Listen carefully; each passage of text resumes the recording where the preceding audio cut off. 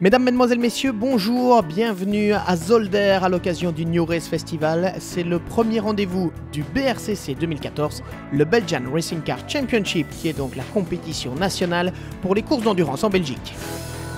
Cette année, c'est l'une des nouveautés, il y a 3 catégories, 3 championnats distincts et notamment l'Endurance Trophy où l'on retrouve les GCV6 compétitions, deuxième temps d'ailleurs pour cette voiture de Gérald Delépine notamment, mais c'est la BMW de Christophe Pampel et de Pierre-Yves Rozou qui a signé le meilleur temps. Dans l'Endurance Cup, ce sont les Ferrari qui prennent le haut de l'affiche avec notamment la numéro 26 de Paul Stoffel et de Carlos Rivas qui a toutefois été devancé lors des essais qualificatifs par celle-ci, la voiture numéro 63 de Nicolas Van Dierendonck et d'Olivier Van Oost.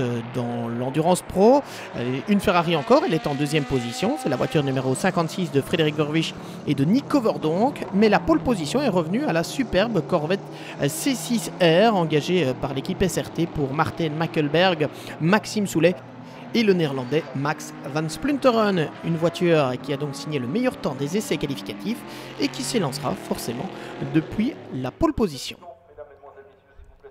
Il y a beaucoup de public au moment où les voitures viennent se placer sur la grille de départ. Le championnat de Belgique qui est redevenu populaire. On écoute l'un des polemen. Et donc maintenant on a la course. Ouais, ça va être une très longue course de 3 heures. Nous partons de la pole, mais l'ambition c'est de monter sur le podium. On voit la Ferrari de Frédéric Verwisch et de Nico Verdonck, la Porsche également, Belgium Racing, avec Xavier Masson, que vous voyez à l'image, qui va prendre le départ. Il y a bien sûr les Aston Martin, mais aussi les champions 2013. Si on regarde la liste des engagés ces dernières semaines, on se dit qu'on perd chaque fois une place parce qu'on a choisi une voiture plus ancienne. Évidemment, nous savons quel est notre objectif, quelle est notre mission. C'était déjà comme ça l'an dernier. Et effectivement, les champions en titre qui disposent d'une voiture un peu moins performante, mais par contre, ce sera l'un des avantages et l'une des particularités du championnat. Ils devront rester un peu moins longtemps dans les stands lors de leurs arrêts obligatoires. Le public, on vous le disait, est au rendez-vous au moment où les bolides s'élancent, avec Max Van Splunteren sur la Corvette, Xavier Masson sur la Porsche et Michael Schmetz sur l'Aston Martin de Brussels Racing. 3 voitures déjà au coude à coude. Vous êtes à bord avec la Ferrari de Curbstone FMA Racing. C'est Fred Verwisch qui a pris le départ. Et vous le voyez, on ne se fait déjà aucun cadeau. On revoit ça de l'arrière avec l'Audi R8 LMS de BK Carsport, la voiture numéro 1, tenante du titre. C'est Franck Bélien qui a pris le départ à bord de cette voiture et qui suit notamment la superbe Lamborghini Gallardo de NSC avec Thierry Verstraete, Peter Dubois et Nick Katzburg. En tête, Max Van Splunteren emmène Xavier Masson. On retrouve également bien placé Michael Schmetz et la Ferrari de Frédéric Verwisch. Un quatuor qui va petit à petit s'échapper, emmenant aussi dans sa roue l'autre Aston Martin, celle de Tim Verbeek, Bertrand et Damien Koons, la numéro 100. Dans le peloton, on a déjà des premiers rebondissements. Steve, Steve, qu'est-ce qui s'est passé? Une Porsche m'a percuté à l'arrière et tout mon capot arrière s'est envolé. Un accrochage avec la Porsche numéro 5 pilotée par Guillaume Mondron. Qu'est-ce qui s'est passé? J'étais bien parti, il a pris un bon départ et au premier gauche, après premier gauche, au premier droit, j'ai été surpris par le freinage de Steve Van Bellingen et j'ai tapé dans son arrière et il a fait un tête à queue et il m'a retapé à l'arrière droit, donc ici le radiateur d'eau est percé. Et on sent toute la déception évidemment dans la voix de Guillaume Mondron qui roulait avec Pierre Piron et Martin Vanhoove sur cette Porsche numéro 5. On revient en tête de la course avec Xavier Masson, Fred Verwisch et Max Van Splunteren. Et regardez comment Fred Verwisch prend l'avantage dans le droit du canal.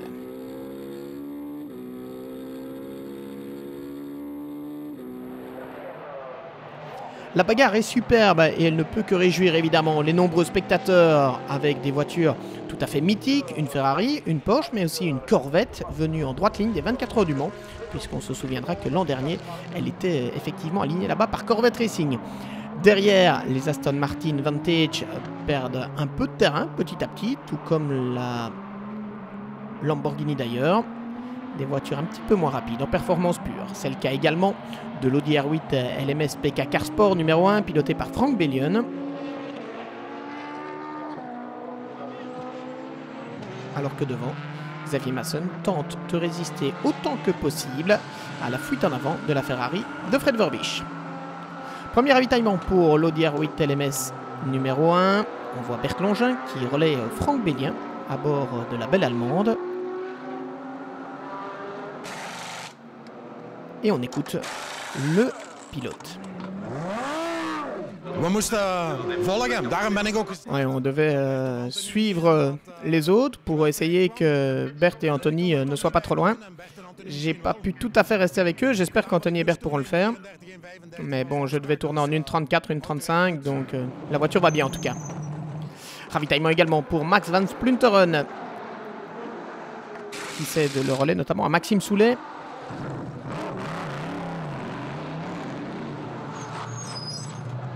Et ravitaillement toujours dans le clan de Belgium Racing, où la très belle Porsche 907 GT3R avec Dylan Derdal et Kenneth Ayer.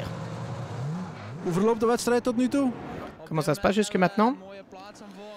Pour le moment, on est bien à l'avant, mais avec la balance de performance, l'Audi va devoir rester moins longtemps dans les stands, donc on attend un peu, mais ce qui est sûr, c'est qu'on va devoir attaquer au maximum. On va voir ce qui peut encore se passer. Comme en tête de la course, il y a des rebondissements dans l'Endurance Cup. Yves, abandon, qu'est-ce qui s'est passé? J'ai eu une touchette au Jackie X avec une autre Ferrari et qui m'a touché la roue avant gauche. J'ai cassé un amortisseur et on luttait pour la première place dans la catégorie.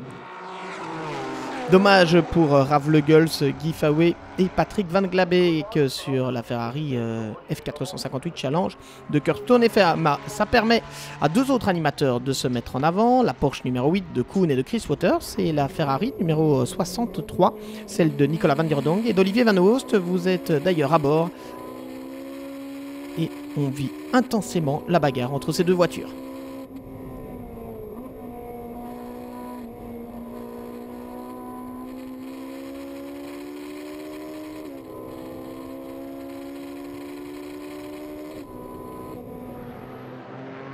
On note aussi le beau début de course de la voiture numéro 26 de Paul Stoffel et de Carlos Rivas, une voiture qui signera d'ailleurs le meilleur tour en course dans sa catégorie.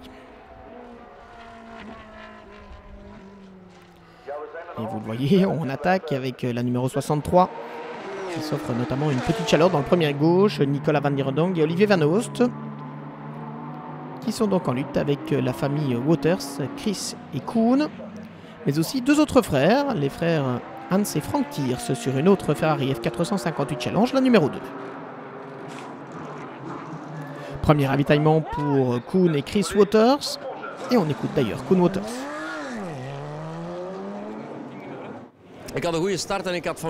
J'ai pris un bon départ et j'ai pu garder Olivier Van Oost derrière moi pour rester premier dans ma classe. On sait que les Ferrari sont un peu plus rapides que nous. Alors j'étais content de pouvoir le garder le plus longtemps possible derrière moi. Mais c'était inutile de forcer et à un moment j'ai dû le laisser passer.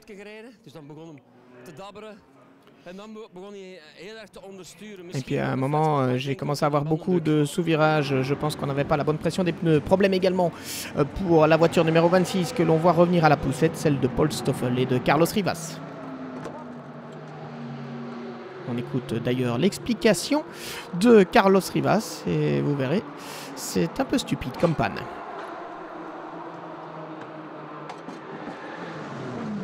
Je dis arrête dans la pit lane, qu'est-ce qui s'est passé? Oui, on a eu il n'y avait plus d'essence, donc on a fait, à mon avis, un tour de trop.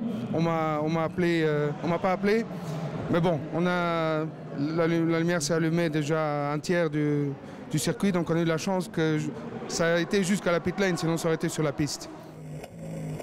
Et toujours dans cette catégorie des Cups, on retrouve également une BMW M3 GTR V8, celle de Rob Verhoeven et de Chris Verhoeven. Une voiture qui tente de se faire son chemin face au Ferrari Challenge et autres Porsche Super Cup.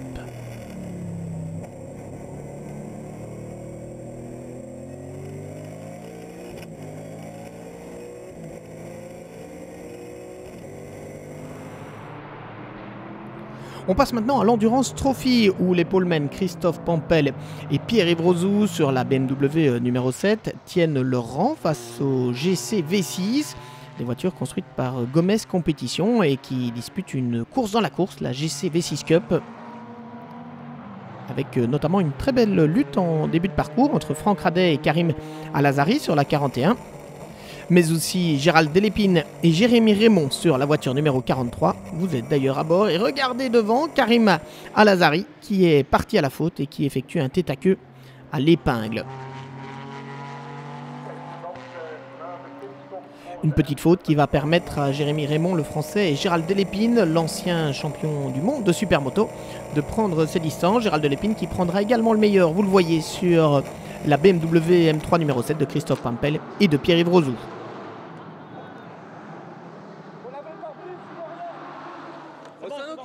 On voit Jérémy Raymond, le français, qui sort de la voiture. C'est le cas aussi dans le clan de Raw Racing avec Christophe Pampel. On l'écoute. Vous êtes parti de la pole position dans votre classe. Comment ça s'est passé? En fait, pas tellement bien. Nous avons reçu des nouveaux pneus de Michelin avec une carcasse plus molle. Et je pense que ce n'est pas bien pour notre voiture. Durant les premiers tours, on avait vraiment beaucoup de sous-virages. Et puis après, on a beaucoup de sur-virages. Et à la fin, on glisse des 4 roues. Je pense qu'on perd 2 à 3 secondes par tour par rapport aux pneus qu'on avait auparavant. Par contre, le pit stop s'est bien passé, comme prévu. Et Pierre-Yves Rozou est maintenant monté dans la voiture. Ouais, en fait, on a perdu un cylindre, mais les mécaniciens ont pu réparer. Donc maintenant, on va devoir un peu mener une course-poursuite, mais on espère encore le podium.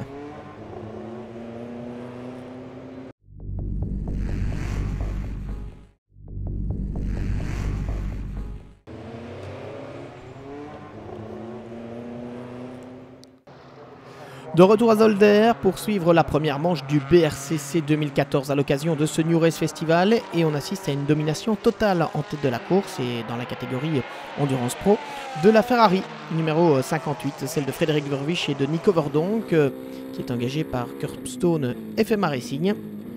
Une Ferrari pilotée par 2 pilotes pro, on voit ici Nico Verdonk aux commandes.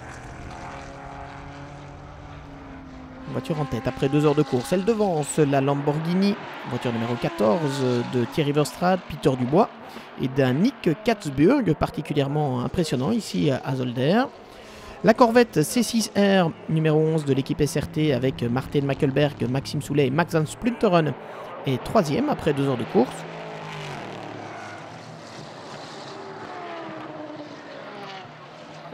À la 4e position, on retrouve la première des Aston Martin Vantage GT3, la numéro 100, pilotée par Tim Verberg, Bertrand et Damien Koons.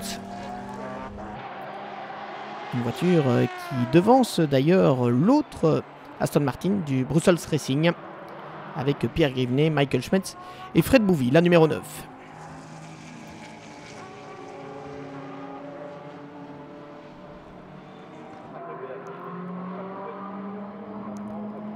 Derrière, l'Audi R8 LMS de PK Carsport avec Franck Bélien, Bert Longin et Anthony Kumpen remonte petit à petit dans le classement. Même si on le voit ici, Bert Longin se heurte à son ancien équipier Martin Mackelberg qui profite d'une meilleure vitesse de pointe de la Corvette C6R pour conserver l'avantage sur l'Audi, détenant du titre.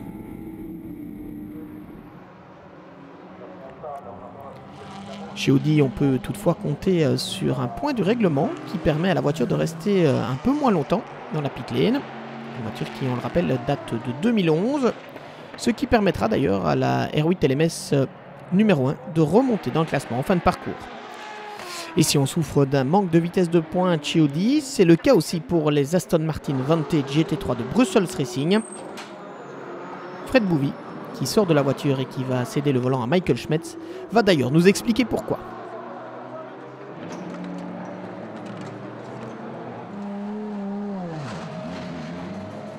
Comme l'année passée, ils ont tout gagné et qu'ils étaient largement plus vite que tout le monde, parce qu'à la dernière course, ils ont fait 1 et 2 avec 1 minute d'avance sur tout le monde. On a reçu une grille qui est vraiment très petite. Une grille, c'est une admission d'air qui permet que le moteur respire, et ça c'est le cas. On perd une bonne seconde au tour, et là on est 6 ou 7, et à la régulière, on ne sait pas les jouer devant. Les voitures devant nous sont trop puissantes. L'analyse est d'ailleurs la même pour l'autre voiture, la numéro 100, notamment pilotée par Damien Koons. Damien Koons, première course, comment ça se passe avec l'Aston Martin? Bon, on doit dire qu'on est un peu frustré parce que la bride a été rétrogradée de 36 à 34 et donc on a quand même vraiment un vrai problème de puissance. Là on termine 7e et 8e je crois.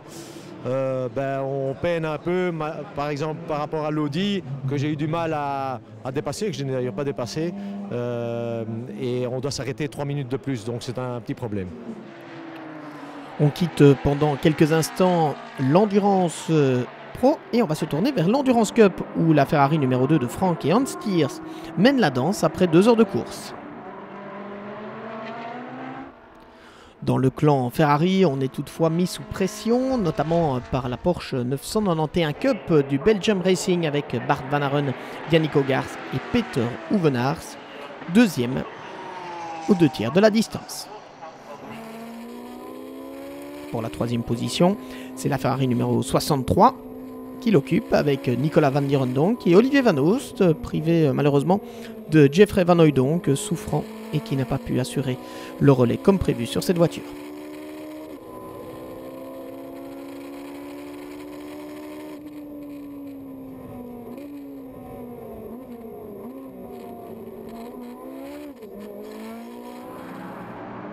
Trois Ferrari qui se suivent, ça reste toujours magique bien évidemment. On voit également dans la catégorie de l'Endurance Pro la voiture numéro 19 de Jerry De Weert, la très belle Dodge Viper GT3.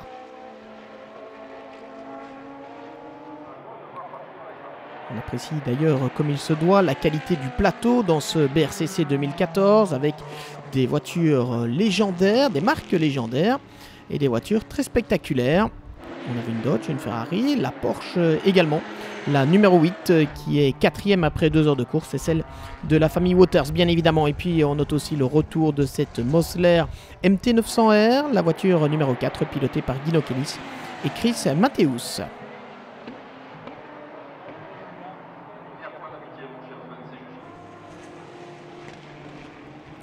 Toujours dans la catégorie Cup, une Ferrari F458 Challenge, c'est celle du Soonen Racing avec Louis Soonen et Frédéric Jonker,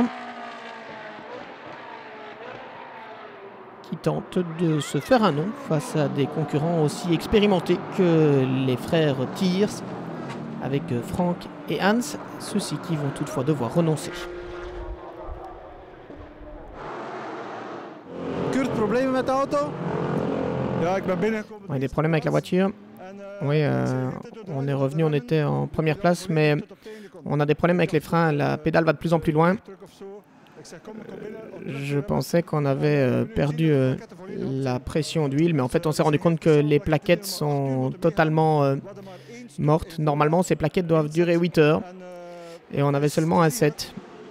Et ces plaquettes sont vraiment foutues. Et donc voilà, on doit abandonner. Dommage pour les frères Frank et Hans Thiers, des fidèles de ce BRCC. On se tourne maintenant vers l'Endurance Trophy. Là aussi, la bagarre fait rage. Il y a bien sûr les GC V6 Cup, mais il y a aussi cette voiture numéro 71. Une Ginetta G50 GT4 pilotée par Jean-Marc Hubereken et Jean-Pierre Lequeux pour l'équipe luxembourgeoise Prime Racing. Conduite à droite, vous le voyez, pour cette Ginetta. Une voiture britannique qui devance la première des GC V6 Cup après 2 heures de course, c'est celle de Frank Radet et de Karim Al-Azari, qui a bien récupéré le temps perdu après le petit état queue de tout à l'heure. Et la fin de course va être passionnante dans cette Endurance Trophy avec pas moins de 4 voitures groupées finalement en 40 secondes. Celle-ci n'en faisait pas partie, elle termine 5e. C'est la Porsche Skylimit de Joe Lamens. 4e position à 40 secondes donc pour Gérald Delépine, l'ancien champion du monde de supermoto, et Jérémy Raymond, le français, qui échoue de peu au pied du podium.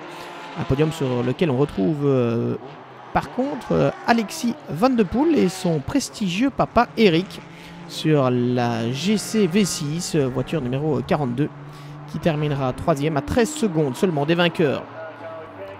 Deuxième place dans cette Endurance Trophy pour Jean-Marc Hüberiken et Jean-Pierre Lequeux sur la Ginetta G50. Mais la victoire, elle revient finalement à Franck Radet et Karim Al-Azari.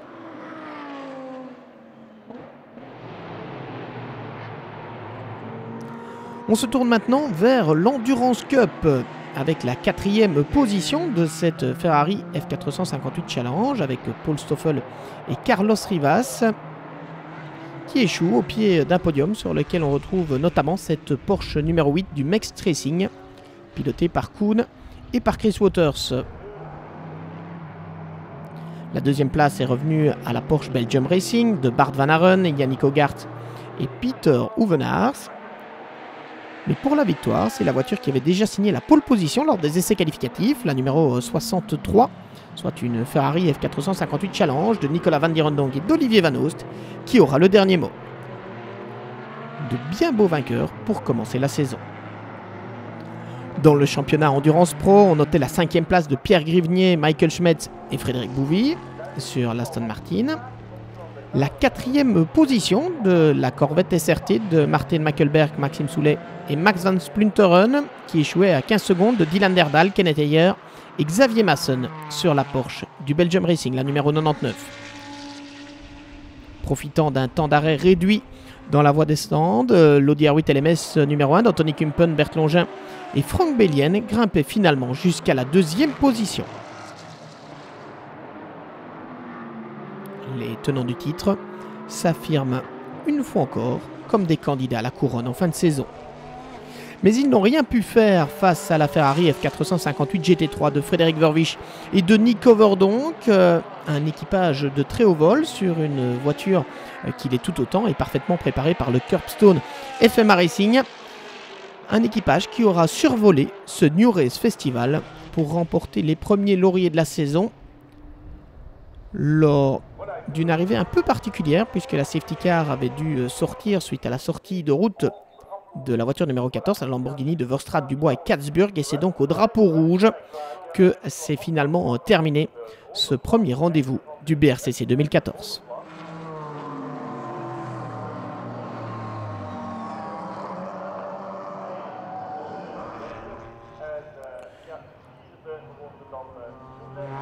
Une fin de course un peu particulière, mais qui ne gâchera en rien le bonheur de Nick Overdonk et de Frédéric Verwisch, vainqueur donc. Alors j'ai gagné ou pas? Évidemment que tu as gagné. Ah, c'était la première course et la victoire, vous êtes content? Oui, c'était l'objectif. Nous étions 2e sur la grille de départ et aujourd'hui on a pu bien améliorer, c'était le plus important. C'était une drôle de stratégie à la fin. Oui, apparemment le chrono et les temps sur l'écran ne correspondaient pas. Et donc, comme il y avait un safety car, on a préféré rentrer une fois de plus pour être sûr. Eerste wedstrijd en overwinning in jullie klasse, tevreden? Première course et victoire dans votre classe, vous êtes content? Ah oui, c'est un rêve pour nous. Vous ne l'aviez pas espéré peut-être? Bah, on a tout bien préparé, le team était au point, mais la course doit toujours être disputée. À la fin, tout s'est vraiment bien passé, l'équipe a été fantastique.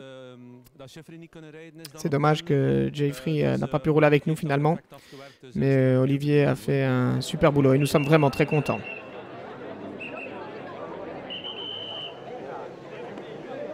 Anthony, raar einde van de wedstrijd, hè? Anthony, c'était un peu étrange la fin de la course. Oui, je pense que personne n'a vraiment compris ce qui s'est passé. La safety car était vraiment une bonne décision parce que c'était un accident assez violent. Mais pourquoi le drapeau rouge est sorti, je n'ai pas compris. Je pensais qu'ils allaient lâcher la course pour encore 2 tours. Mais bon, on n'est pas dans la tour de contrôle et on ne sait pas vraiment pourquoi. Tout s'est passé comme prévu? Oui, une belle course, ça s'est bien passé. Karim a pris un très très bon start, il est bien parti, il est bien remonté. Et puis j'ai assuré derrière sur mon relais, sans prendre de risques. Je savais qu'on serait mieux, enfin on a vraiment joué la régularité. Et les pilotes devant étaient parfois un peu plus rapides derrière. Je savais que ça allait remonter, mais en jouant la régularité, je pensais quand même qu'on irait bien au bout comme ça. Franck Radet et Karim Alazari, premiers vainqueurs donc de l'Endurance Trophy avec leur GCV6. Ils ont devancé la Ginetta du Prime Racing. Les autres GCV6 d'Alexis Van de Poel et Eric Van de Poel, mais aussi de Gérald Delépine et Jérémy Raymond. De quoi sabrer un champagne bien mérité. Le classement également de l'Endurance Cup avec la victoire d'Olivier Vanos et de Nicolas Van Dierendonck devant la Porsche du Belgium Racing, la Porsche Mext Racing et une autre Ferrari, la numéro 26.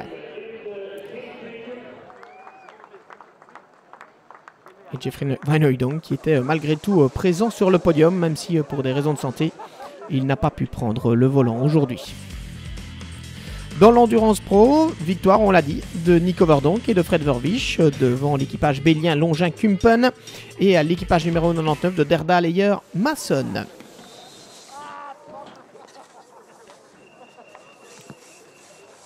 Un superbe podium donc avec une Ferrari, une Audi et une Porsche. De quoi bien lancer la saison 2014 du BRCC. Le prochain rendez-vous, ce sera à Dijon pour le Trophée de Bourgogne.